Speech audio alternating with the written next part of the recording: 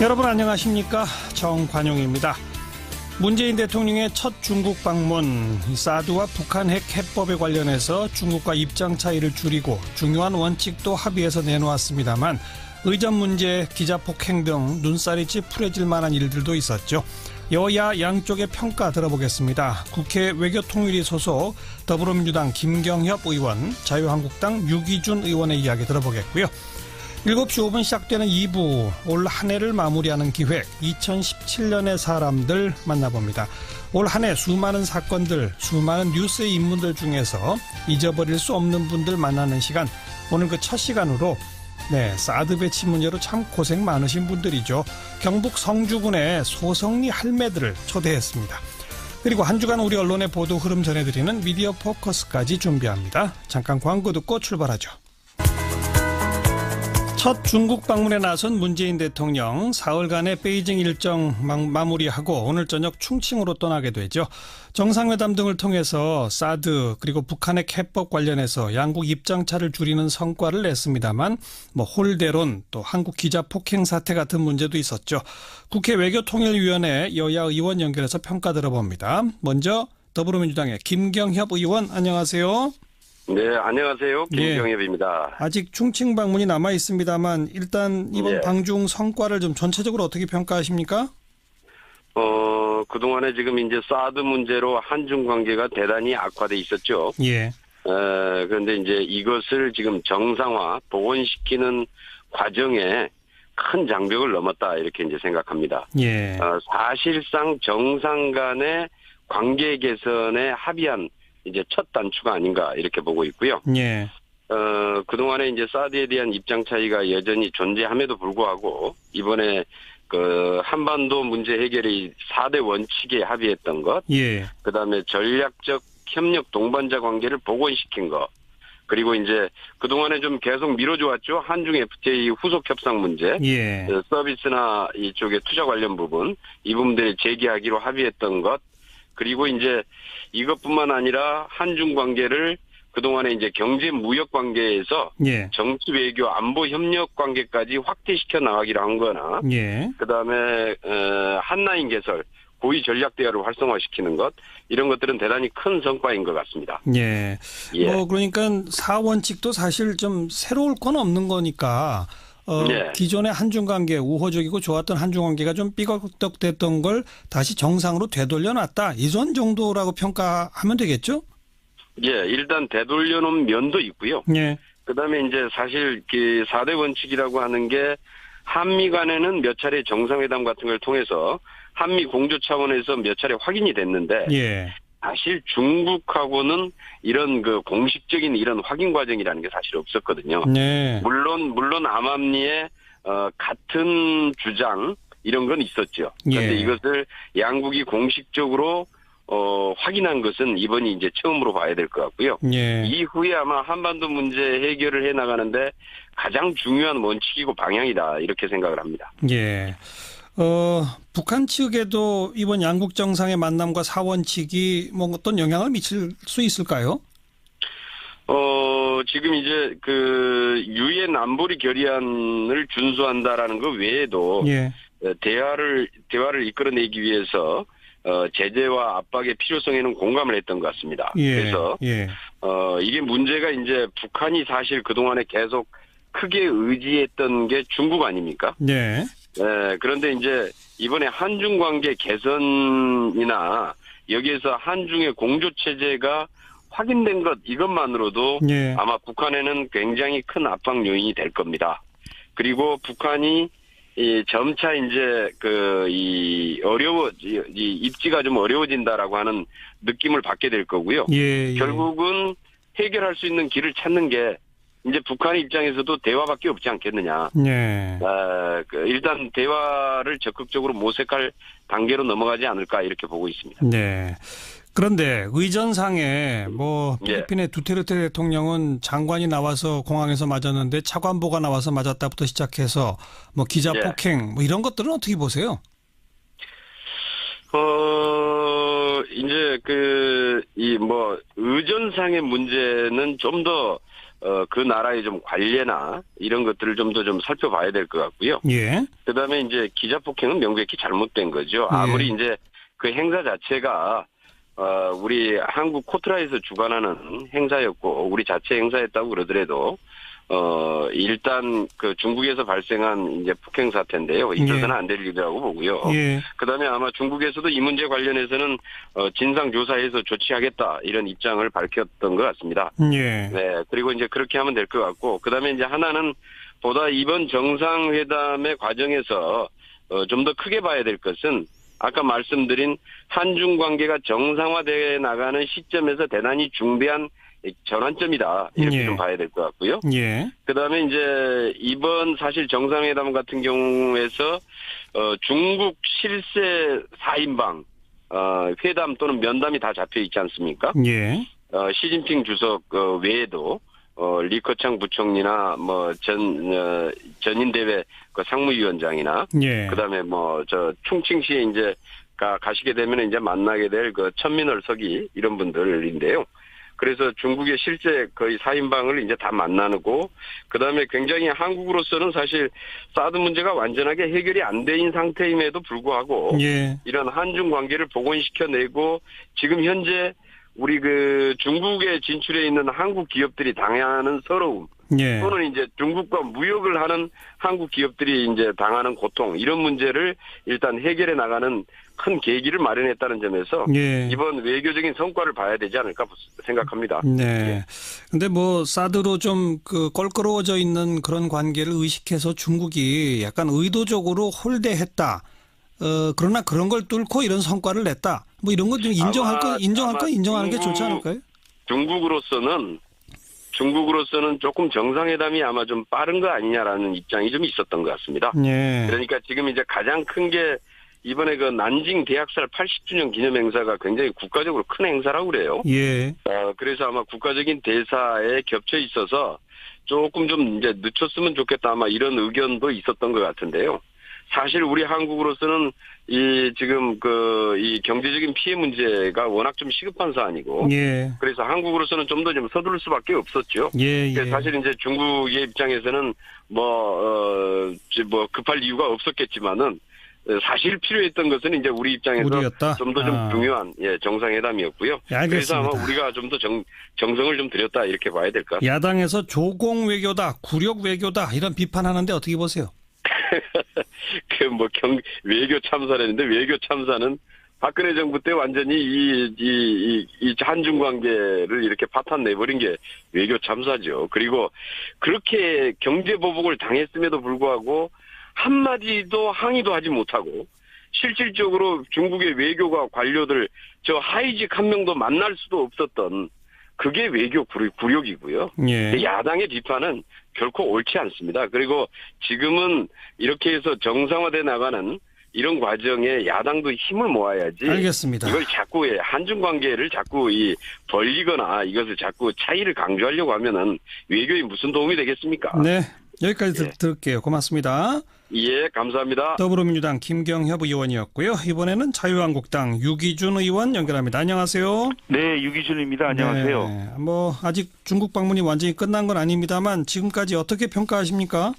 예, 지금 북핵 위기가 최고조에 달하고 있는 그런 엄중한 시기인데 이 문재인 정부 설익은 정책 또 조급함으로 인해 가지고 대중관계에서 그냥 외교 참사를 빚은 거죠, 한마디로.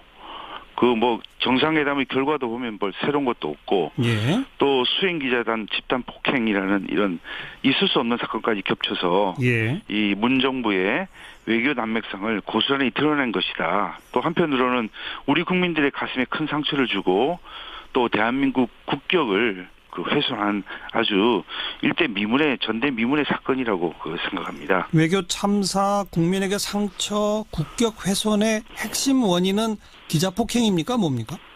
여러 가지가 있죠. 들면은 차관보가 영접을 하러 나왔다든지, 그다음에 대통령께서 어떻게 되신 건지 도착한 날하고 그 다음날 아침에 소위 말해 혼밥을 드셨다 이렇게 하는 것들. 그다음에 기자 폭행 이 부분도 아까 말씀하셨습니다만 도저히 있을 수 없는 일이고요. 그다음에 정상회담의 공동 성명이 무산됐지 않습니까 지금? 그리고 뭐 왕이 그 외교부장이 뭐 우리 대통령에게 뭐 친근함을 표시했다고 그러지만 그게 그렇게 보이지 않습니다. 팔을 툭툭 치면서 했던 이런 것들이 도저히 저희들이 볼 때는 이 외교적으로 굉장히 결례를 넘어서서 한국에 대한 그 무시, 홀대 이런 것을 보여준 거죠. 한반도 평화와 안정을 위한 4원칙에 양국 정상이 합의하지 않았습니까? 지금 여당에서는 이런 걸 공식적으로 양국 한중이 합의한 것은 이번이 처음이다. 상당히 중요한 의미가 있다. 이렇게 평가하는데 그건 어떻게 보세요? 뭐 내용이 보니까 한반도 전쟁 불가. 그리고 다른 세계는 이전부터 하던 건데 뭐 비핵화 원칙을 견고히 견지하고 또 북핵 문제는 대화 협상으로 해결하고 그다음에 남북 관계 개선은 한반도 문제 해결에 도움 이렇게 공감한다 발표를 했는데 기존 원칙을 재확인한 것에 이제 불과하고요. 그런데 이제 정작 우리가 필요한 것은 북핵 해결을 위한 그 압박과 제재 국면에서는 중국에 대해서 우리가 요구할 수 있는 게 원유 공급 중단이나 이거 못지않은 강력한 대북 제재 요청이 있어야 되는데 이것에 대해서는 요청을 했는지 아니면 합의를 했는지 그 말이 없습니다. 그래서 우리 국제사회가 대북 원유 공급 중단을 새로운 안보리 결의에 넣어야 한다고 이렇게 이야기하고 있는 마당에 이것을 어떻게 한 건지 언급조차 없는 것이 굉장히 아쉽다고 생각합니다. 근데 북한과 중국의 어떤 기존 관계 그리고 또 게다가 사드로 좀 꼬여 있는 한중 관계 이런 걸 고려했을 때 야당의 요구는 조금 너무 지나친 거다 이런 평가도 있을 수 있지 않을까요? 사드에 대해서 전공법으로 가야죠. 우리가 그 북핵에 대한 방어 무기로서 또 그나마 이제 그 전체 그 우리가 볼 수 있는 범위도 한반도 북한 그 정도까지 그치는데 그것을 중국에서 다르게 해석을 해서 그 설치에 대해서 불만을 지속적으로 표시하고 또 그것을 넘어서서 우리 지난번에 그 중국의 안보 이익을 침해하는 일이 없도록 유념하겠다 이렇게 또 말씀까지 대통령께서 하셔가지고 중국에서는 이에 대해서 그 안 그래도 여러 가지 요구를 하고 있는 마당에 중국이 우리의 그 어떤 그 국방 안보의 의지에 대해서 좀 적게 생각한 것이 아닌가. 또 한편으로는 중국은 뭐 우리가 배치하고 있는 사드보다 훨씬 더 강력한 그 방공 미사일 체계를 가지고 있고 또 한편으로는 이제 그 전체적으로 그 범위가 뭐 괌이나 일본 전체를 포함하는 그런 방공 체계를 갖추고 있는 그런 마당인데 그걸 만약에 우리 문제 삼으면 우리가 문제를 삼아야지 왜 중국이 방어 무기에 불과한 사드를 가지고 이렇게 문제를 삼는지 납득이 되지 않습니다. 조금 아까 김경협 의원께서는 박근혜 정부 때야말로 사드에 대해서 엄청난 경제 보복을 당하는데 한마디 항의도 못했고 하위직 한 명도 만날 수가 없었던 그런 게 박근혜 정부 때 있었던 그 대중 굴욕 아니냐 이렇게 비판하던데요. 굳이 말씀드릴 필요 없이 박근혜 대통령이 중국 갔을 때하고 지금 문 대통령 갔을 때랑 비교를 한번 해보시면 그 답이 자명한 것이고요. 그 다음에 그거에 관계없이 지금 이제 대통령 선거를 치르고 문 대통령 취임하신 지가 지금 거의 6달, 7달 넘었지 않습니까? 근데 그걸 자꾸 전 정부를 탓하는 것은 현재에 있는 것을 잘해야지. 자꾸 그렇게 말씀하시면 그 생각의 그 잘못된다 이렇게 보여집니다. 뭐 일부 외교적인 문제점들도 분명히 있습니다만 그렇다고 그래서 중국 방문 일정 즉각 중단하고 철수하라. 이런 야당의 입장은 좀 너무 지나친 거 아니냐 이런 지적이라서 어떻게 보세요?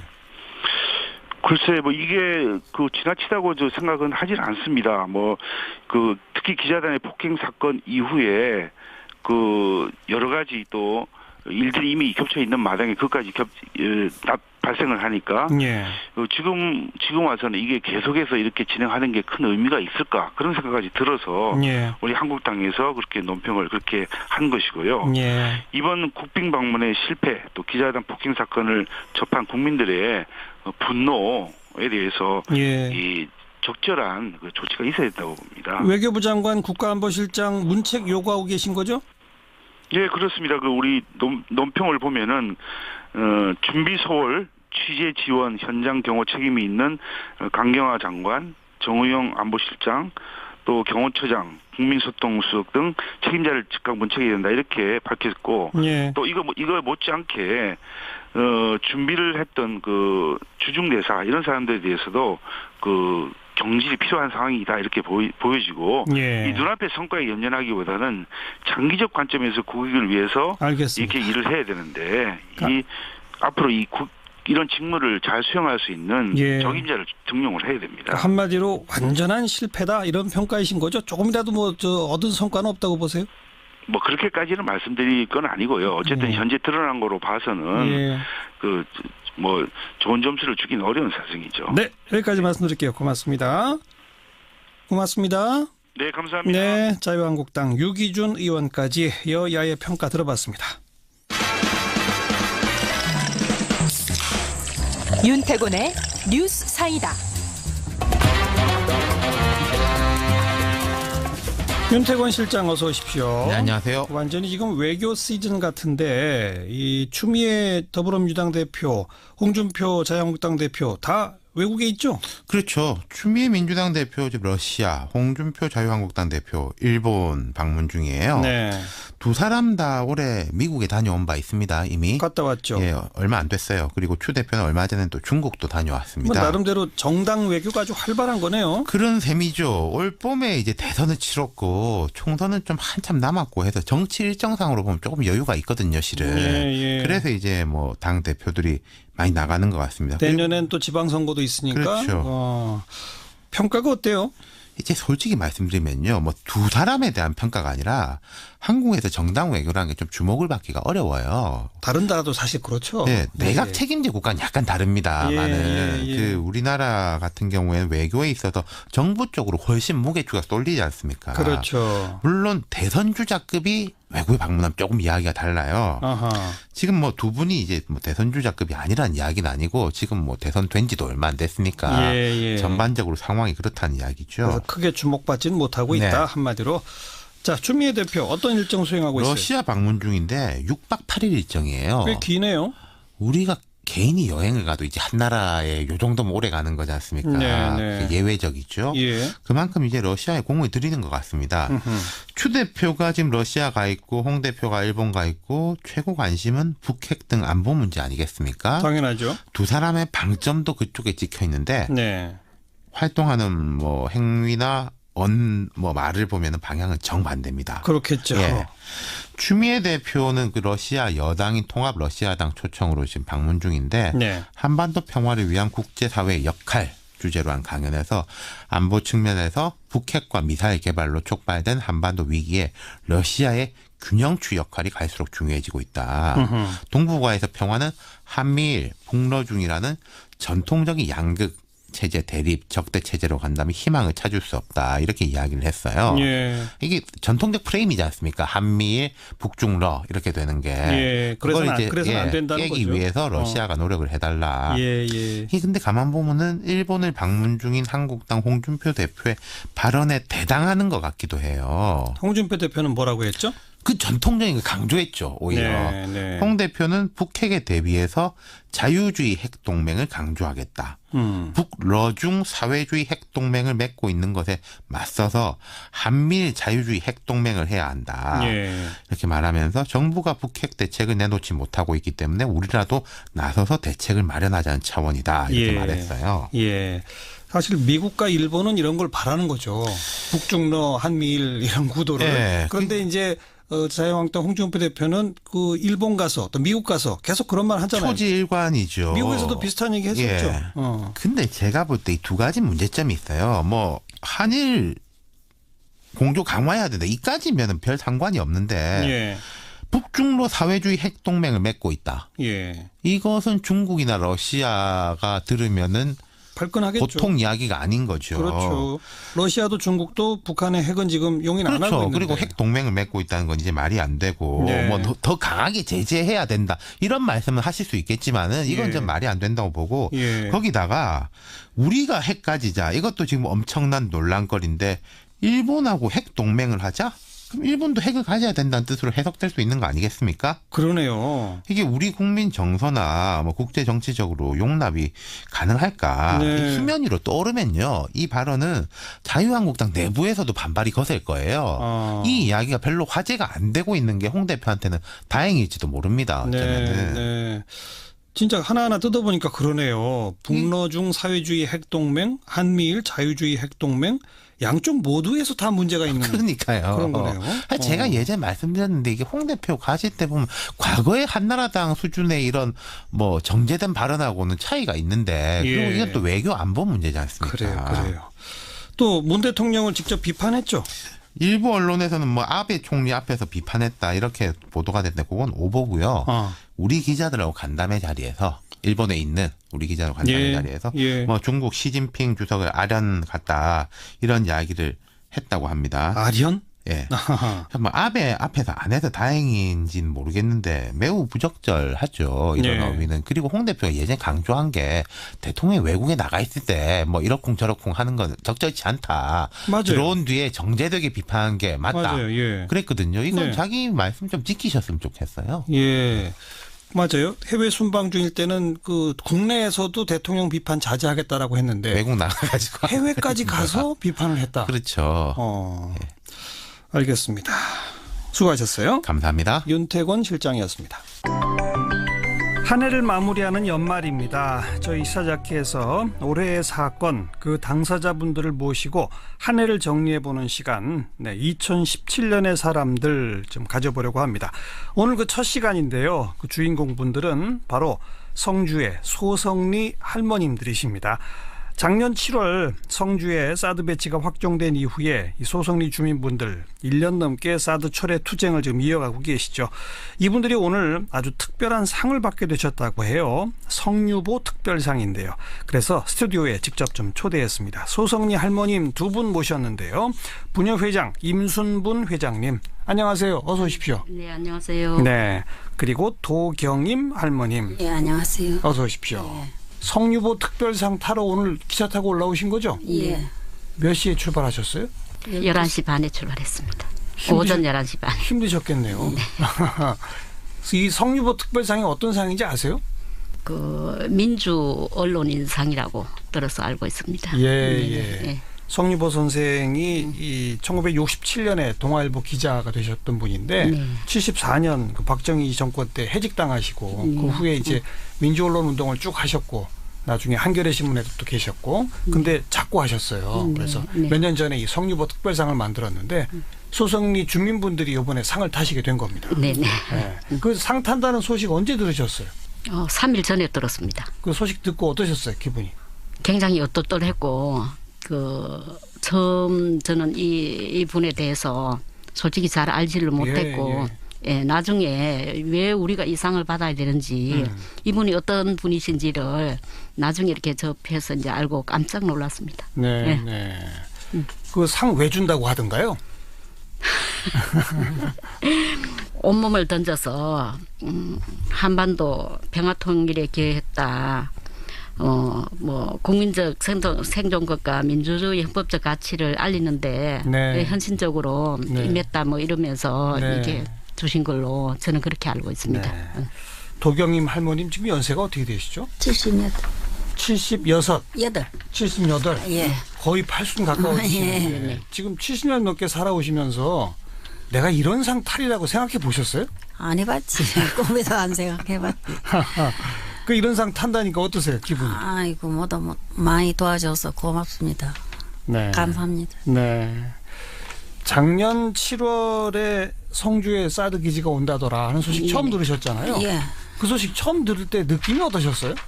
사드 얘기도 못 들었다가 뭐 참 날벼락 맞은 기분이지. 날벼락. 사드가 뭔지도 모르셨죠? 그러다가 이제 뭐 이상한 게 온대 그래서 마을 주민들이 어떻게들 모여서 어떤 얘기 시작하신 거예요? 처음에는 저희 소성리가 아니고 성주읍의 성산포대로 결정이 났을 때 성주에 이 사드가 온다라고 했을 때 처음 한 2, 3일은 저희들 이 사드를 몰라서 이게 사드라는 게 무엇인데 이렇게 많은 국민들이 반대를 할까 하고 이제 언론을 통해서 알고 또 많은 분들한테 사드 얘기를 들으면서 예. 그때서 이제 주민들이 우리 말이 아니어도 예. 이 한반도 땅에 저런 무기가 들어와서는 안 된다라고 생각을 하면서 성주 촛불에 예. 저희들이 근 1년여를 성주 촛불로 나갔습니다. 네, 네. 그 이후 사드가 소송리로 4월 26일 날 이렇게 들어오게 된 거죠. 네, 네. 솔직하게 얘기해 보세요. 맨 처음에는 아니 우리 동네만 아니고 좀 딴 데로 가라 그런 생각이셨죠? 맨 처음에 그랬습니다. 솔직히 그러셨죠? 맨 처음에는 예, 왜 하필 사드가 우리 동네냐. 그러니까. 인구가 적다고 예. 어르신들만 사는 동네라서 들어오는 거냐 이렇게 반발을 했는데 네. 이후 저희 주민들 생각이 달라지기 시작하면서 이 땅 어디에도 안 된다. 이 사드가 있다고 해서 북한에 핵을 막을 수도 없을 뿐더러 그 미사일을 실험하지 않는 것도 아니고 네. 이거는 아니다. 이 사드가 이 땅 어디에도 안 된다라는 걸 주민들 모두가 인식을 하게 되면서 예. 저희들이 지금 결사적으로 사드는 안 된다. 한반도 이 땅 어디에도 안 된다라고 주장을 하기 시작했습니다. 처음에는 우리 동네 말고 딴 예. 데로 가라 하다가 예, 그랬죠. 아이고 이게 자세히 알다 보니 네네. 이거는 필요 없는 거구나. 네. 이렇게 된 겁니까? 네네. 예. 그 투쟁하시는 과정에서 많은 분들 다치고 막 그랬잖아요. 네. 우리 부녀회장님이나 도병임 할머니 어디 다치신 데 없으셨어요? 허리하고 조금 다치지 팔하고 예. 허리하고 몸싸움 하면서. 허리하고 팔? 예, 팔도 좀 막 밀고 이카면서 경찰들하고. 그 병원에까지 가셨어요? 예, 안내원에도 가고 뭐.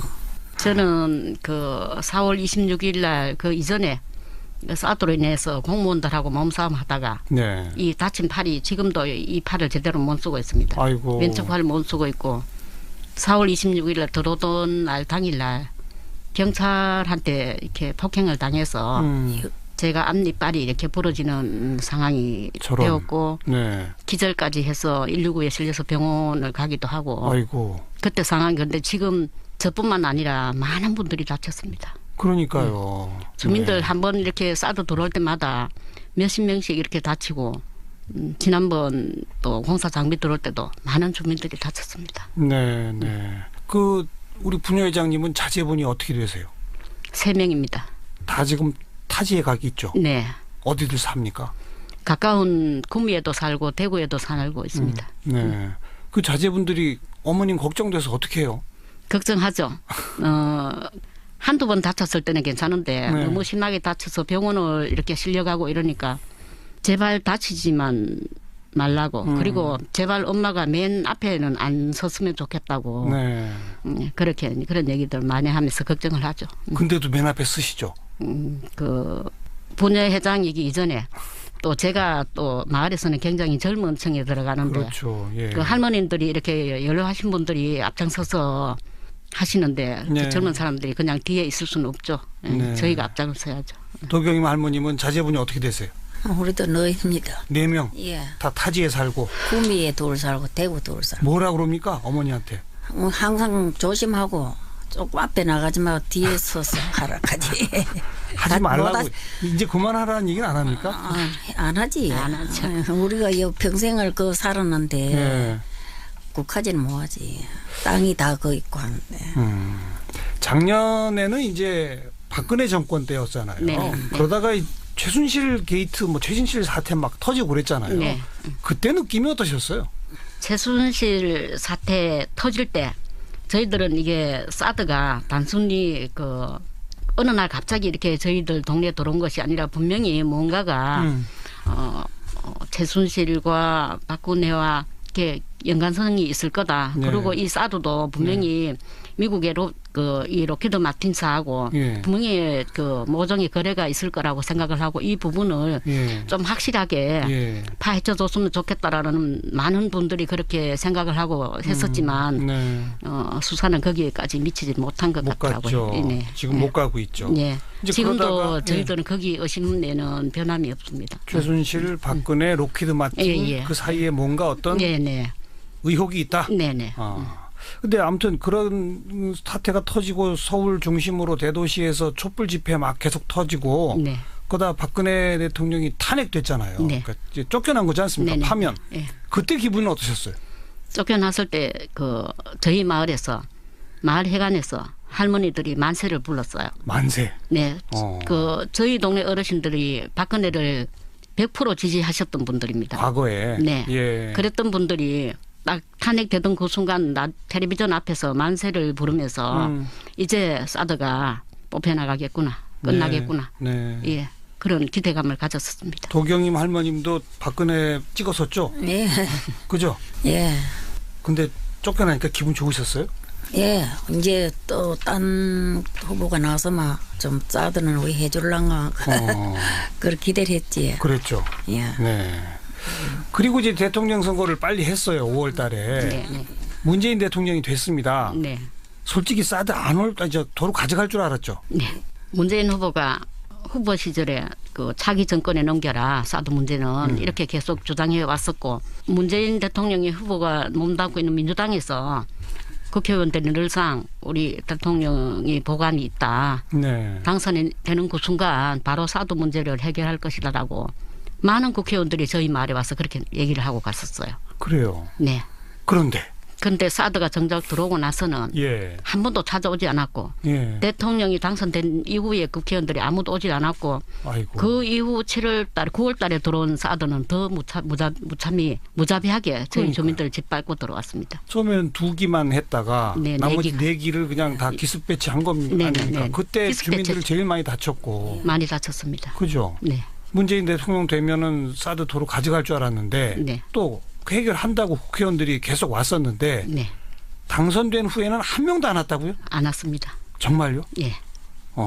그리고 전부 한 번도 안 할 뿐만 아니고 지금은 주민들을 오히려 해유하는 뭐 행자부 장관이라든지 주민들에 대해서는 최대한 배려를 하겠다. 네. 보상을 충분히 하겠다. 이런 얘기를 하면서 오히려 주민들 간에 이간질을 시키면서 그런 역할들을 하고 있지 실제로 우리 주민들이 무엇을 요구하고 있는지 어떻게 사드 반대를 하고 있는지 정작 현장에서의 목소리는 한 번도 담아간 적이 없습니다. 네. 보상해 주겠다. 돈 충분히 줄 테니 이제 그만해라. 그거군요. 아니에요. 그럼요. 실제로 돈 얘기가 아니라 이분들이 얘기하기는 마치 다른 분들이 들었을 때 소송이 주민들한테 돈으로 무엇을 보상해 주는 것처럼 이렇게 들렸는데 그게 아니고 성주군에 이렇게 어떤 사업을 주겠다는 것을 소송이 주민들과 충분히 대화를 했다. 충분히 그 보상을 하겠다. 이렇게 묘하게 이렇게 흘리는 거예요. 네. 그 말 듣고 다른 주민들 가운데 이제 그만하자 이런 분들도 생깁니까? 저희 마을 주민들은 그런 분들이 안 생기고요. 소송리는 없는데. 없어요. 다른 밖에 있는 분들이 성주 분들이 국민들 가운데서는 사업을 준다 하고 뭐 전철을 놔준다 하고 이렇게 하니까 찬성하는 분들이 있었죠. 그렇죠. 네네. 지금 솔직히 문재인 대통령에 대해서 막 섭섭하고 서운하고 그러시겠네요. 서운하죠. 우리가 사드 해주려고 사전투표까지 했잖아요. 미리. 다 가서 사전투표로 찍어줬는데 한마디 하세요 대통령한테. 문재인 대통령이 섭섭합니다. 소송에 하면 오시든지 해야지 사드를 어찌든지 물리쳐 주이소. 분회장님도 한마디 하세요. 우리가 촛불을 들어서 대통령을 만들었지 않습니까? 처음에 생각을 갖고 있던 촛불 대통령으로서의 당당함을 잊지 말고 앞으로도 소신껏 좀 해 나가시고 미국에게도 정말로 우리 한국의 입장을 제대로 잘 전달해서 이 사드가 미국으로 돌아갈 수 있도록 이렇게 좀 애써 주십시오. 지금도 그 기지로 공사 차량들 계속 들락날락 거립니까? 네. 들락날락 거릴 때 계속 막으세요? 아니면 지금은 막고 있습니다. 세 번마다 막고 있지. 매일매일? 21일 날 11월 21일 날 공사 차량이 65대인가 이렇게 들어갔어요. 가던 날 주민들 150명이 모여서 그 앞 길을 막았는데 경찰 5,000명이 또 무자비하게 저희들을 짓밟고 들어갔지 않습니까? 그때 한 30-40명의 주민들이 다쳤습니다. 갈비뼈 부러지고 다리 골절, 손가락 골절, 이렇게 모르기 이렇게 다치신 분 이렇게 많은 분들이 나왔는데 그리고 나서 12월 달 들어서면서 공사 인부들이 또 매일 이렇게 새벽에 들어가려고 시도를 해요. 그럼 저희들이 할 수 있는 방법은 인부들을 막는 수밖에 없지 않습니까? 그래서 매일 주민들이 새벽 4시만 되면은 일어나서 그 한 20분 정도 걸어 올라가서 그 앞길을 막는데 젊은 지킴이들은 그래도 낫는데 이렇게 어머님처럼 70대 80대 이 어르신들이 그 앞을 막는데 혹여나 이 언 땅에 넘어져서 다칠까 봐 걱정도 되고. 그렇죠. 네, 이렇게 오히려 경찰들이 지금은 할머니들 때문에 선뜻 손은 못 쓸 정도로 예, 저희들이 아주 막 그렇게 새벽마다 막으시면 결국 그래서 공사인분은 못 들어갑니까? 못 들어가. 지금까지 못 들어가고 계속 있습니다. 못 들어가고 네네, 있어요. 네. 그러니까 그 11월 21일 날 큰 부상 사태가 벌어진 이후에 네. 경찰들도 좀 지금은 조심은 하는군요. 예, 신경은 좀 쓰죠 아무래도. 네.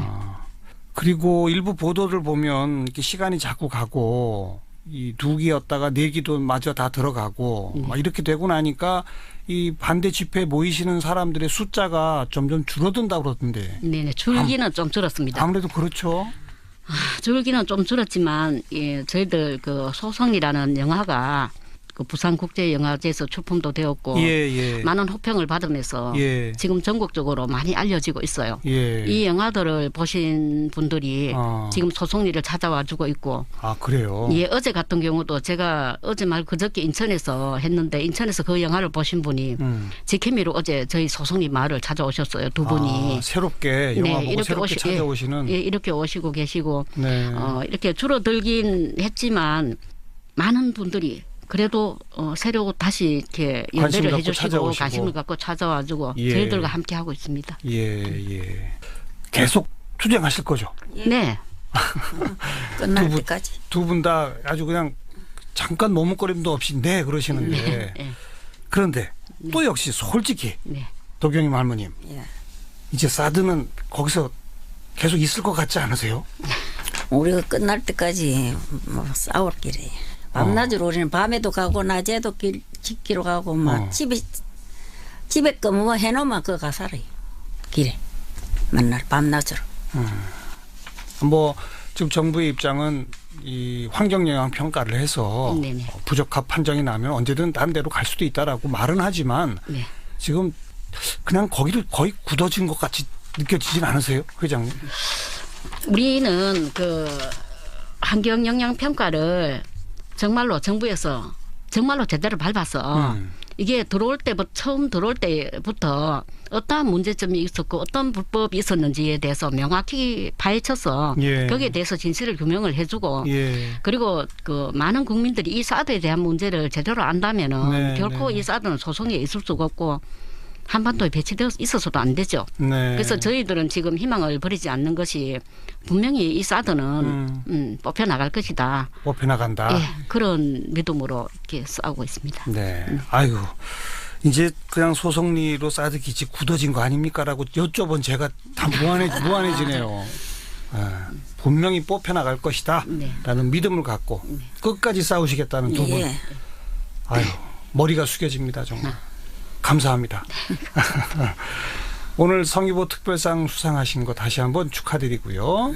성유보 특별상뿐 아니라 온 국민이 주는 상을 지금 받으신 거라고 생각을 합니다. 네, 나와주신 이 소성리의 임순분 부녀회장님 또 도경임 할머님 오늘 고맙습니다. 네, 감사합니다.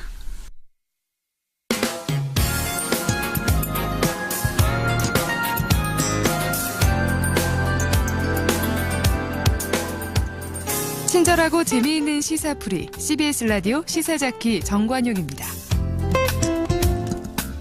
사운드 오브 뉴스 시간입니다. 김민아 기자 어서 오세요. 안녕하세요. 오늘 들어볼 소리는요. 우병우 전 청와대 민정수석 검찰에 5번 소환되고 영장 실질심사를 3번 받은 끝에 새벽에 구속이 됐는데요. 그간의 과정을 모은 소리를 들어보시죠. 우병우 전 청와대 민정수석이 오늘 새벽 구속됐습니다. 우병우 씨 식사하셨습니까? 예. 가족회사 자금 유용한 것에 대해서는 인정하십니까? 검찰에서 성실하게 답변하겠습니다. 최순실 씨 아직도 모르신다는 입장이세요? 네, 모릅니다. 다시 한번 말씀드리겠습니다. 정책부 인사 개입했다는 부분에 대해서 그런 모든 건 조사 받겠죠. 세 번째 소환인데 하실 말씀 또 없으십니까? 대통령 관련해서 참으로 가슴 아프고 참담한 그런 지난 1년 사이에 포트라인에 4번째 썼습니다. 이게 제 숙명이라면 받아들이고 또 헤쳐나가는 것도. 오늘 어떤 점 소명하실 건가요? 사찰이 민정수석의 통상 업무라고 생각하십니까?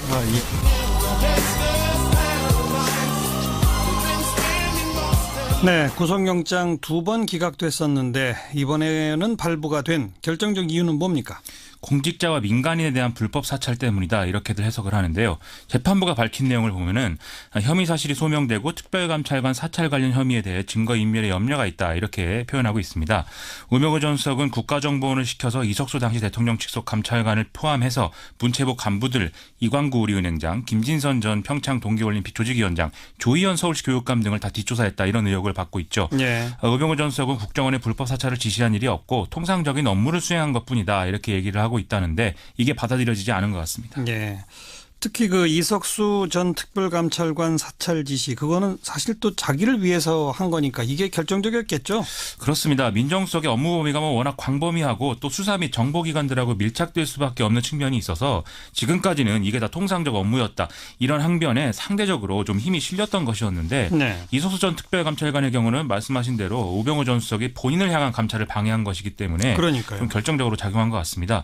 이석수 전 특별감찰관은 최근에 우병우 전 수석 재판의 증인으로 나와서 우병우 전 수석의 가족회사인 정강 관련 비리와 아들 병역 특혜 의혹에 대해서 감찰을 벌이던 중에 섭섭하다라는 취지의 전화를 직접 받기도 했다. 이런 증언을 하게 됐는데 이게 일종의 압력 행사 아니겠습니까? 예. 그래서 이런 정황을 보면은 우병우 전 수석이 특히 이 대목에 대해서 증거인멸에 나설 가능성이 높다. 재판부가 이렇게 판단한 거 아니겠냐는 겁니다. 네. 그리고 이건 좀 별건이지만 이석수 전 특별감찰관도 왜 기밀 누설 혐의로 검찰 조사도 받았었잖아요. 그렇습니다. 그건 어떻게 돼가고 있어요? 우병우 전 수석의 감찰을 이석수 전 특감이 시도를 할 때 조선일보 기자하고 스마트폰 메신저로 우병우 전 수석 혐의에 대해서 나눈 대화 이런 것들이 갑자기 MBC 뉴스를 통해 보도가 돼서 이 배경이 뭐냐 여기에도 좀 관심이 쏠린 바 있었죠. 예. 이후에 박근혜 정권에서 검찰이 기밀 누설 피의자로 이제 소환을 해서 조사를 했었는데 지난 국정감사에서 윤석열 서울중앙지검장이 밝힌 바에 따르면 이것에 대한 수사는 거의 초기 단계에서 중단된 채 방치되고 있다. 이렇게 얘기를 하고 있습니다. 좀 이 부분도 어떻게 되는 것인지 빨리 결론을 내리는 게 좋을 것 같습니다. 매듭을 지어야죠. 그렇습니다. 네, 다음 뉴스는요. 세월호 참사 당시 청와대 보고 시간이 30분 늦게 조작된 것에 더해서 청와대가 국가위기 상황에 컨트롤타워 역할을 한다는 내용이 담긴 위기관리 지침이 사후에 무단 변경됐다. 이런 의혹을 기억하실 텐데요. 예. 지난주부터 검찰이 세종시 대통령 기록관 압수수색해서 여러 차례 당시 생산된 청와대 문건을 열람했다고 합니다. 대통령 기록물법에 의하면 대통령이 지정한 기록물은 최장 30년까지 열람이 제한이 되는데 아시다시피 박근혜 전 대통령 파면 이후에 황교안 권한대행이 청와대 문건들을 대거 대통령 지정 기록물로 지정을 해서 검찰 수사가 좀 어려움을 겪어왔었죠. 현행 법에 의하면 국회 제적 3분의 2 이상 찬성이 있는 경우 그리고 관할 고등법원장이 영장을 발부하는 경우에 예외적으로 열람이 가능한 것인데 이 영장을 받아서 이제 이 부분에 대한 수사가 가능해졌다는 것입니다. 네. 그리고 해양수산부가 지난 9월에도 세월호 희생자 유골 수습 사실을 은폐했다. 이런 보도가 나왔었죠? 권영빈 세월호 선체조사위원이 오늘 전원위원회에서 애초 선체에서 발견된 것으로 알려졌던 단원고 조은하 양의 유골이 수중에서도 발견된 바 있고 또 수중에서 발견됐다. 이렇게 발표가 됐던 고창석 교사의 유골이 선체에서도 발견됐다는 사실을 최근에 알게 됐다. 이렇게 밝혔는데요. 예. 이게 무슨 얘기냐면 세월호 인양 과정에서 유골이 유실됐을 가능성을 보여준다라는 것이기 때문에 이 대목에 대해서 명확한 사실을 조사해야 될 필요가 있다라는 게 이 권영빈 위원의 주장이었습니다. 이 보도에 대해서 해수부는 해명 없습니까? 해명 자료를 바로 냈는데요. 해당 유골 2점의 발견 사실은 언론에 즉각 공개했고 신원 확인 결과도 해당 유가족들에게 알렸는데 이 신원 확인 결과를 대회에 공개하지 말아달라는 요청에 따라서 비공개한 것이다. 이렇게 해명을 하고 있습니다. 그럼 이건 은폐했다는 것은 잘못된 보도로군요. 이 해수부 주장은 그렇습니다. 예. 또 해수부는 11월 중순에 이런 내용을 선체조사위원회와 유가족들에게 설명을 했고 11월 30일에 선체조사위원회에 보고서를 보내서 이 미수습자 수습 현황 전반과 이 유골 이 유실 가능성에 대한 분석 결과도 투명하게 제공을 했다. 이렇게 설명을 했거든요. 예. 그런데 또 선체조사위 관계자들은 해수부로부터 그러한 설명을 들은 기억이 개별적으로 이제 없고 11월 30일에 보냈다는 보고서는 12월 4일에 우편직인이 찍혀 있는 상태고 또 이 사안 관련해서 구체적인 내용을 설명을 들은 게 12월 7일 날 전화 통화를 통해서였다라고 지금 주장을 하고 있습니다. 이 말들이 다르군요. 그렇습니다. 그래서 추가 조사를 통해서 좀 이런 의혹들은 빨리 종식을 해야 되지 않겠는가 그런 생각이 그래야죠. 듭니다. 자, 다음 뉴스요. 정부가 가상화폐 관련 규제안을 얼마 전에 발표를 했는데요. 이게 공식 보도되기도 전에 인터넷 커뮤니티에 보도자료 초안이 돌아다녀서 큰 논란이 된 바 있습니다. 맞아요. 이낙연 총리가 유출자를 찾아서 조치를 해라 이런 지시를 특별히 내리기도 했었는데요. 이 유출자는 관세청 직원이었 사건이었던 걸로 밝혀졌다고 오늘 보도가 되고 있습니다. 정부는 추가 조사를 거쳐서 징계 등의 어떤 합당한 조치를 취하겠다 이런 입장입니다. 어떻게 유출됐다는 거예요? 일단 국무조정실 과장이 논의 과정에서 기재부의 의견을 좀 수렴하기 위해서 기재부 소속 사무관에게 파일 형태의 자료를 이제 이메일로 보냈다는 것이고 이 파일을 갖고 업무 협의를 위해서 또 이 사무관이 다른 사무관과 과장들에게도 전달을 하는 과정이 있었다는 겁니다. 네. 그런데 이 자료를 받은 사람 중에 관세청 소속의 사무관이 있었는데요. 이 사람이 전임 근무자들이 포함되어 있는 공무원들이 모인 이 단체 카톡방에 자료를 찍은 사진을 또 올렸다는 것이죠. 아하. 이 카톡방에는 업무와 관련이 없는 사람들도 있었는데 그중 한 명이 또 다시 다른 텔레그램 방에 파일을 옮겨서 이 방에서 또 기자와 기업체 직원 등으로 구성된 단체 채팅방으로 자료가 또 옮겨져서 네. 본격적으로 여기서부터 외부 유출이 시작됐다는 게 조사 내용입니다. 그럼 카톡이나 텔레그램 이런 거 업무용으로 쓰면 안 되는 거 아닌가요? 공직자들은? 그렇죠. 이게 나쁜 마음을 먹으면 어떤 방법으로든지 자료를 유출하는 것은 가능하겠지만 이런 가능성들을 줄이기 위해서 외부와 차단된 업무 연락 시스템을 쓸 필요가 있다. 이건 상식적인 얘기겠죠. 또 규정에도 이런 거 쓰지 말도록 하는 내용이 있습니다. 예. 그런데 일선 공무원들은 일종의 업무 효율성 이런 문제 때문에 카톡과 같은 이런 메신저들을 쓸 수밖에 없다. 이렇게 주장을 하고 있는데요. 행정안전부는 2014년도에 이런 문제 해결을 위해서 공무원 전용 모바일 메신저인 바로톡이라는 걸 개발했습니다. 하지만 현재 이용률이 매우 저조한 상태이고 방치돼 있다고 하는 것이죠. 좀 무엇이 문제인지 파악을 해서 좀 이런 메신저들을 제대로 사용할 수 있도록 대안이 좀 마련돼야 될 것 같습니다. 예. 다음 뉴스는요? 임종석 대통령 비서실장이 9일부터 12일까지 아랍에미리트와 레바논을 방문을 해서 현지에 파견되어 있는 아크 부대와 동명 부대를 격려하는 이런 일정이 있었는데요. 예. 자유한국당 김성태 원내대표가 오늘 이 일정을 두고 이명박 정부 시절의 원전 수주에 대해서 문재인 정부가 리베이트 등의 어떤 의혹을 제기하는 것에 대해서 아랍에미리트 왕세자가 불만을 품고 국교 단절까지 언급하는 바람에 그걸 달래기 위해서 임종석 실장이 급파된 것이다. 이런 소문이 있다. 이렇게 주장을 해서 좀 파문이 일고 있습니다. 예. 김성태 원내대표는 이걸 밝히기 위해서 국회 운영위를 열어야 한다라고 지금 주장을 하고 있습니다. 청와대는 뭐라고 그럽니까? 양국의 발전을 협의하러 간 것일 뿐이지 이런 주장은 대꾸할 가치가 없다. 또 일고에 가치도 없다. 이런 이제 얘기를 했는데요. 하지만 임종석 실장의 중동 방문이 이례적인 일정인 거는 이견의 여지가 없어서 이것과 관련한 논란은 계속 또 이어질 것 같습니다. 그래서 국회 운영위는 열리는 겁니까? 어떻게 되는 겁니까? 더불어민주당은 이런 정치 공세로 국회 운영위를 열 수는 없다. 이렇게 지금 항변을 하고 있는데요. 당분간 좀 이것과 관련해서는 힘겨루기 양상이 될 것 같습니다. 그런데 이 상황의 이면에 국회 운영위원장직에 문제가 있는 거 아니냐 이런 시각도 있는데요. 원래 국회 운영위원장은 여당 원내대표가 관례적으로 맡아왔는데 예. 여소야대 국면에서 정권이 바뀐 이후에 정호택 당시 원내대표가 운영위원장직을 유지해왔다는 것이죠. 그랬죠. 그런데 최근 더불어민주당은 정호택 원내대표 임기가 끝나서 운영위원장을 바꿔야 되는 이제 상황이 됐고 때문에 이 기회에 여당이 다시 이걸 찾아와야 된다 이렇게 주장을 하고 있는데 예. 김성태 원내대표는 아니다. 내가 해야 된다 이렇게 거부를 하고 있다는 겁니다. 예. 그래서 김성태 원내대표가 이런 의혹을 좀 제기함으로써 운영위원장직 문제를 정치 쟁점화하려는 이런 목표도 갖고 있는 거 아니겠느냐 이런 해석도 여의도에서 나오고 있습니다. 그렇군요. 자, 다음 뉴스는요? 오늘 국민의당 당무위원회가 김대중 전 대통령 비자금 허위 제보 의혹 당사자인 박주원 최고위원 비상징계 안건을 각하를 했는데요. 박주원 최고위원이 오늘 자발적으로 최고위원장직과 도당위원장직을 사퇴한다 이렇게 밝혔기 때문이다라고 하고 있습니다. 그래서 당규상 비상징계를 할 필요가 없어졌고 그래서 당기윤리심판원의 징계를 요구하는 이 정식 징계 제소 절차를 거치는 게 낫겠다라는 판단을 했다는 거죠. 제소는 안철수 대표가 직접 하기로 결정을 했다고 하는데요. 오늘 결정은 이 문제가 박주원 전 최고위원이 당원이 되기 전에 있었던 일이라서 징계 무효 소송을 제기할 경우에는 패소할 수도 있다. 이런 점을 우려한 것으로도 알려져 있습니다. 예. 그 의혹에 대한 박주원 전 최고위원의 입장은 변함이 없는 거죠? 오늘 자진 사퇴를 선언하면서 안철수 대표의 뜻이 뭔지 충분히 안다 이런 말도 했고요. 이번 사태는 바른정당과의 통합을 반대하는 당내 세력이 사전에 꾸민 음모다 이렇게도 강조를 했거든요. 그런데 이 배우로 사실상 지목된 박지원 의원, 이용주 의원은 크게 반발하고 있습니다. 아무튼 잘못은 안 했지만 정치 논리상 자기가 사퇴할 수밖에 없다 이런 얘기를 한 것인데 앞서 당무위의 판단과는 달리 또 경기도당직은 유지한다는 얘기도 나와서 논란이 계속되고 있습니다. 또 오늘 국민의당이 당대표실에 걸린 배경을 떼수건 사진으로 바꿔서 좀 새로운 모습을 보여주려고 하는 그런 모습도 있었는데 떼수건 사진이요? 그렇습니다. 좀 때를 밀듯이 예, 좀 묵은 때를 없애보겠다 이런 얘기겠죠. 예. 근데 당 상황이 계속 이러니까 별로 이제 의도한 효과를 거두지 못하는 그런 상황으로도 이어지는 것 같고요. 일부 네티즌들은 이런 농담도 하고 있습니다. 양쪽이 서로 때를 민다고 하다가 아예 피부가 없어질 지경이다 이렇게까지도 얘기하는데 좀 제대로 새겨드려야 될 필요가 있는 상황인 것 같습니다. 수고하셨습니다. 고맙습니다. 김민아 기자였습니다.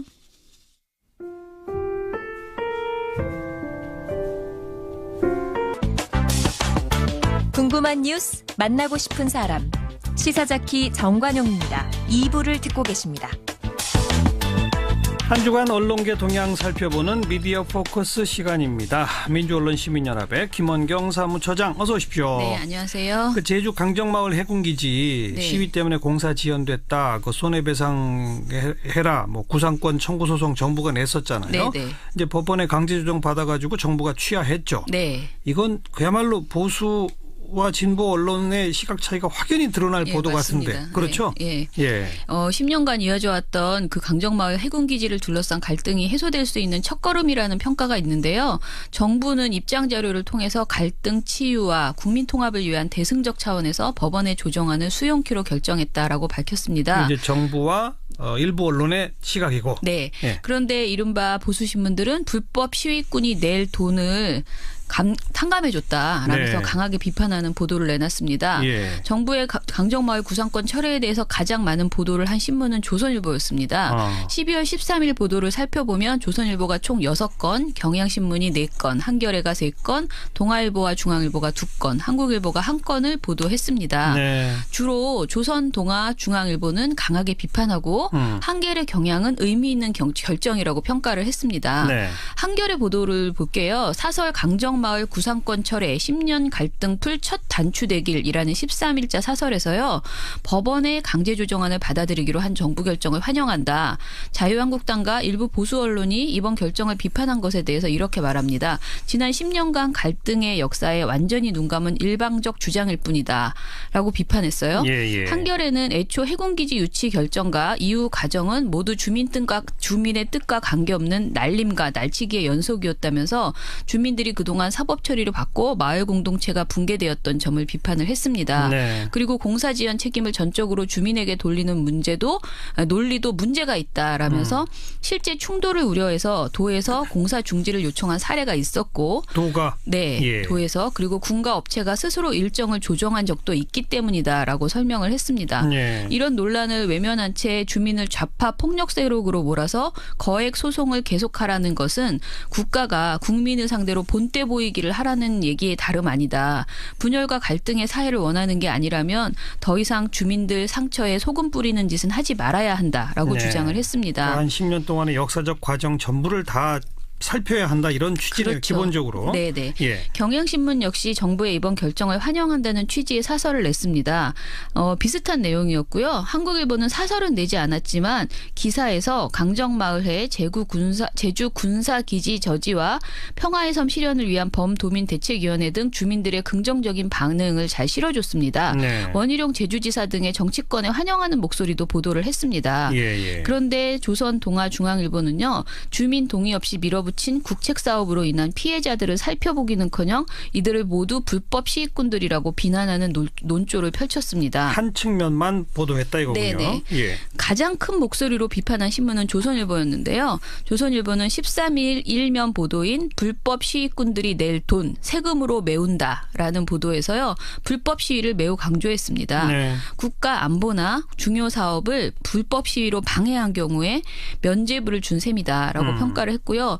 뗐으면 불법도 용인된다는 나쁜 선례가 될 수 있다라는 익명의 공무원 발언을 인용하기도 했습니다. 네. 여기다가 불법 시위꾼들이 외부 세력, 다시 말해서 전문 시위꾼이라는 표현을 많이 사용하거든요. 예. 전문 시위꾼들이 이번에 동원됐던 것이었다라고 강조를 했습니다. 네. 조선일보는 그날 하루에 총 6건이나 이걸 보도했다. 네네. 대체로 그런 비판적인 보도였겠죠. 예. 방송 보도는 어떻습니까? 방송 보도도 12월 12일부터 13일까지 이틀간 7개 방송사가 모두 저녁 종합 뉴스를 통해서 관련 내용을 전했습니다. 예. 이 중에서 TV조선과 MBN은 12일에 톱보도로 이 사안을 소개했습니다. TV조선은 다음 날인 13일에도 두 건의 추가 보도를 내놨는데요. 앵커 논평 코너인 신동욱 앵커의 시선을 포함하면 이틀간 TV조선이 5건의 보도를 내놔서 가장 많은 보도를 했습니다. 네. 반면 KBS와 MBC는 구상금 청구 소송 철회 당일 한 건의 보도를 내놓는데 그쳤습니다. 네. 보도량을 보면 JTBC가 3건, 그리고 SBS와 채널A, MBN이 2건, KBS, MBC가 1건 이렇게 볼 수 있습니다. 근데 TV조선은 이틀 동안 5건. 네네. 제일 TV조선이 열심이군요. 그렇죠. 그리고 정부의 이번 결정에 노골적으로 불만을 표시한 방송사는 TV조선, 채널A, MBN입니다. 종편 3사. 네. 예. 그리고 반면 SBS와 JTBC는 이번 결정을 반기는 지역 주민들의 목소리를 생생하게 전했고요. 이들의 상처와 남은 과제에 대해서 주목했습니다. 네. SBS는 12일 두 건을 보도하면서 제주 해군기지 민군 갈등 일단락될까라는 보도에서 10년 동안 계속된 오랜 갈등과 상처가 오늘 구상권 취하 결정으로 다 치유될 수 있을지 미지수입니다.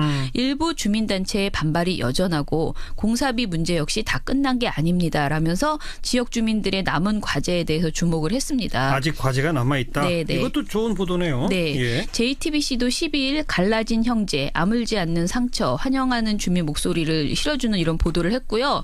보도 보면 하지만 드러내놓고 환영하는 모습은 찾기 어렵다면서 그 이유로 마을 안에는 아직 해결해야 할 갈등이 켜켜이 쌓여있기 때문이다라고 덧붙였습니다. 네. 이 보도의 앵커 멘트는 이렇습니다. 400년 된 마을의 역사가 찢어지고 친척과 친지들이 깨져버렸다. 제주 강정마을은 비록 34억 5천만 원의 부담에서 벗어났다고는 하지만 남은 상처는 너무 큽니다. 라는 내용이었습니다. 네네. 전체적으로 SBS와 JTBC가 이렇게 지역 주민의 목소리 그리고 남은 과제를 주목한 데에 비해서 MBC는 단 한 건의 보도에서요. 그냥 주민들이 상처가 있다라는 정도를 언급하는 정도에 그쳤습니다. 그리고 KBS는요. 당사자들의 반응이나 사정은 완전히 외면하고 정치권에 상반된 반응을 전하는 방식으로 보도를 구성했습니다. 여야의 찬반만 정리했다? 그렇죠. 예. KBS의 강정마을 구상권 소송 철회 엇갈린 반응이라는 보도는요. 네. 1분 54초짜리 보도인데 앵커 멘트 포함해서 앞부분의 1분 22초는 모두 정부의 결정을 전달한 내용이었고요. 네. 남은 30여 초 동안 주민이 아닌 강훈식 더불어민주당 원내대변인과 장제원 자유한국당 수석 대변인의 상반된 입장을 쭉 전하는 데 그쳤습니다. 네. 그러니까 주민들의 입장 그리고 여전히 주민들이 어려움에 처해 있다라는 등의 내용은 전혀 담지 않았다. 네. 이렇게 보시면 되고요. 심지어 자료 화면에서도 해군기지 건설 반대 주민과 활동가들은 경찰에 의해서 끌려나가는 존재로만 그려졌습니다. 네. 그리고 제가 아까 말씀드린 대로 이 사안을 비판적으로 그렸던 방송사는 TV조선 채널A MBN이었는데요. 네. 이 중에서도 가장 강경한 태도를 보인 것은 TV조선이었습니다. 보도 건수도 많고. 네. 그러니까 조선일보와 TV조선이 지금 비슷한 논조, 비슷한 태도를 보이는 그렇죠. 거죠. 예. 그런데 저는 오늘 이번 결정에 대해서 신문사와 방송사들이 어떤 입장을 갖는가 그 자체보다는요. 이 정부 결정을 비판하는 과정에서 억지에 가까운 주장을 하는 그런 사례만 좀 중심으로 이야기를 해볼까 합니다. 어떤 억지요? 일단은 조선일보를 볼게요. 예. 조선일보는 외부 세력의 반대에 비해서 강정마을 주민들은 해군기지를 찬성했다라는 식으로 보도를 했습니다. 그래요? 예, 보도에서 내세운 근거는요. 이겁니다. 작은 어촌인 강정마을이 전국적으로 주목받기 시작한 것은 2007년 4월 마을회에서 제주 해군기지 유치를 결정하면서부터였다. 강정마을이 유치 희망을 밝힌 후인 2007년 5월 제주도는 해군기지 건설에 관한 여론조사를 실시했다. 제주도민 54.3%, 강정마을 주민 56%가 찬성 의사를 밝히면서 강정마을이 해군기지 부지로 결정됐다라고 보도를 했습니다. 예. 그러나 조선일보가 인용했던 여론조사는 당시에도 문제가 있다는 지적이 많았습니다. 2006년 6월 한겨레 20일에서 보도한 것에 의하면요. 2007년 6월. 2007년. 예. 2007년 6월 한겨레 20일에 제주의 해군기지가 결정됐다라는 기사를 보면요. 제주 도의회 오옥만 의원이 이렇게 말합니다. 지난 4월까지만 해도 여론조사 결과 도민의 70%가량이 해군기지 건설에 대해 잘 모른다고 답했는데 이런 상황에서 해군기지 문제에 대한 인지 여부와 찬반 여부만 물은 여론조사는 정책 결정의 근거가 될 수 없다라면서 이 여론조사가 문제가 있다라고 제기를 한 것이죠. 예. 강정마을 해군기지 유치를 결정했을 당시에도 제대로 공지하지 않은 채 1,900여 명의 마을 주민 가운데 고작 86명만을 긴급 소집했던 마을 총회에서 졸속으로 유치를 결정했던 것이었습니다. 예. 그래서 그 당시에 큰 문제가 있었죠. 예. 대표성을 띠기 어려운 주장만을 가지고 마치 순수 주민은 해군기지를 찬성했는데 네. 외부 사람들이 들어와서 반대했다라는 식의 보도를 한 것이죠. 그러니까 지난 10년 갈등의 첫 출발지가 네. 애초에 사전 작업 충분히 없고 주민 동의 충분한 토론과 동의 절차 없이 그렇죠. 부지를 덜컥 결정해버린 게 시작이었잖아요. 그렇죠. 그리고 거기에 이제 근거로 삼았던 게 이런 잘못된 몇몇 주민들의 찬성 뭐 이거 네, 아니었습니까? 네. 근데 그걸 조선일보나 TV조선은 기정사실화 해버렸다. 네. 다시 10년 전으로 되돌리려고 하는. 그렇죠. 지금까지도 그 얘기를 하고 있는 거죠. 또 다른 사례가 있어요? 억지에 가까운 주장 가운데? 일단 TV조선의 그 새로운 앵커로 SBS 출신 신동욱 앵커가 돌아왔거든요. 예. 그런데 신동욱 앵커의 시선이라는 12일 방송에서요. 신 앵커는 기지건설을 반대하는 사람들은 이 바위, 그러니까 구럼비 바위입니다. 네. 이 바위를 천연기념물로 지정하자고 했습니다. 그렇게 되면 기지 공사를 할 수 없습니다. 문화재위원회가 조사했더니 다른 해안 지형과 그리 다르지 않았습니다. 반대 세력은 처음엔 기지 앞바다에 천연기념물 연산호가 많다고 했습니다. 해군이 용역비 14억 원을 들여 조사했지만 나오지 않았습니다. 다음엔 기지 부지에 사는 붉은발 말똥개와 맹꽁이, 민물새우를 옮기라고 했습니다. 예. 일일이 손으로 잡아 이주시키느라 5달이 걸렸습니다. 라면서요. 기지건설 반대자들이 공사를 막기 위해서 억지를 부리고 거짓말을 쏟아냈다는 식의 설명을 했습니다. 예. 그런데 사실 이는 전혀 사실과 다른 주장이었습니다. 사실은 뭡니까? 우선 연산호부터 말씀드릴게요. 예. 환경부 지정 멸종위기 야생생물, 문화재청 지정 천연기념물, 멸종위기에 처한 야생생물 종의 국제거래에 관한 협약이 지정한 국제적 멸종위기종으로 관리되고 있는 생물입니다. 네. 그런데 이와 관련해서 해군본부는 2009년 8월에 작성한 제주 해군기지 환경영향평가서를 통해서 연산호는 군집 형태로 존재하지 않고 공사 시 부유물질 발생에 의한 저서생물의 피해는 크지 않다고 주장을 했습니다. 예. 그런데 2013년 3월 제주 해군기지 건설 사업 환경 영향 조사 결과 보고서를 보면요.